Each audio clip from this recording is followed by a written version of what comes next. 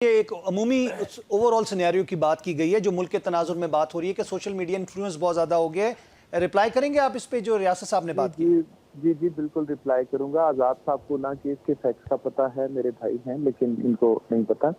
देखिए, जो section 248 CrPC है, उसको इंटरप्रेट किया है सुप्रीम कोर्ट ऑफ पाकिस्तान ने कि अगर फ्रेमिंग ऑफ चार्ज के बाद कोई कंप्लेंट विथड्रॉ होती है, तो उसका इफेक्ट होगा एक्विटल का। लेकिन अगर फ्रेमिंग ऑफ चार्ज से पहले कोई कंप्लेंट विथड्रॉ होती है, तो उसका एक्विटल का इफेक्ट नहीं होगा और सेकंड कंप्लेंट फाइल हो सकती है। दुरुस्त। सेकेंडली, सीआरपीसी प्रोवाइड करता है कि जहां पे कोई इलीगल एक्ट हो और उसके कॉन्सिक्वेंसेस जहां पे इंसू हो, वहां पे कोई भी प्रोसिक्यूशन लॉन्च की जा सकती है। तो CrPC is very much clear in this regard. तो वो कंप्लेंट यहाँ पे मेंटेनेबल थी।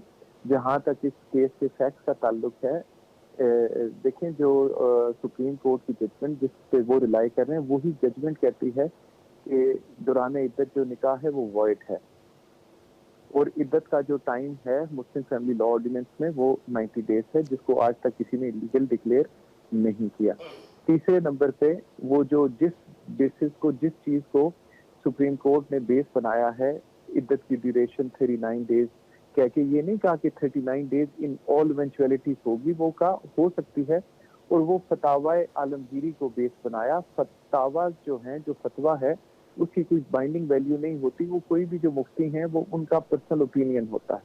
तो अभी तो मेडिकल साइंस के मुताबिक जो है वो चीजें क्लियर हैं कि मिनिमम जो टाइम है वो इस साइकिल का वो 21 डेज और मैक्स जो है वो 35 डेज हो सकता है। तो इन दोनों पे वो अपने क्राइटेरिया पे पूरा उतरता था। लेकिन मोस्ट इम्पोर्टेंट जो इस केस के फैक्ट थे वो ये थे कि अगर ये इद्दत पीरियड कंप्लीट था तो दूसरा निकाह क्यों किया गया दोबारा? That's a big question. जो ये है, दूसरे हाँ, निकाह की जो बात थी, ये एक बहुत बड़ा सवालिया दोबारा निशान था। दोबारा फैब में निकाह क्यों किया गया? लेकिन एक कोर्ट का एक जजमेंट है, इसके खिलाफ जो है रेमेडी अवेलेबल है और जो भी एग्रीड पार्टी है उसके पास राइट है, वो रिवीजन में हाई कोर्ट जा सकते हैं और अपना पॉइंट ऑफ व्यू दे सकते हैं। तो बहुत सारी लेकिन चीजें जो हैं, वाइस वर्सा अगर रिजवान साहब इसमें देखें तो दूसरी जानिब पे एक पार्टी के पास जिसके हक में फैसला आया, उनके पास भी कज़फ का जो क्लेम है वो भी रिजर्व है अभी, राइट?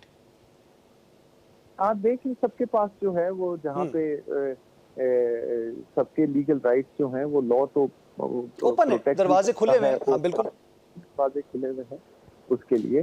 तो इसलिए ये बहुत सारे फैक्ट्स जो हैं वो मिस करके, तो एक चीज को लेके तो हमें किसी भी चीज पे का जो है वो नहीं करना चाहिए। बहरहाल ये कोर्ट ऑफ लॉ की बातें हैं।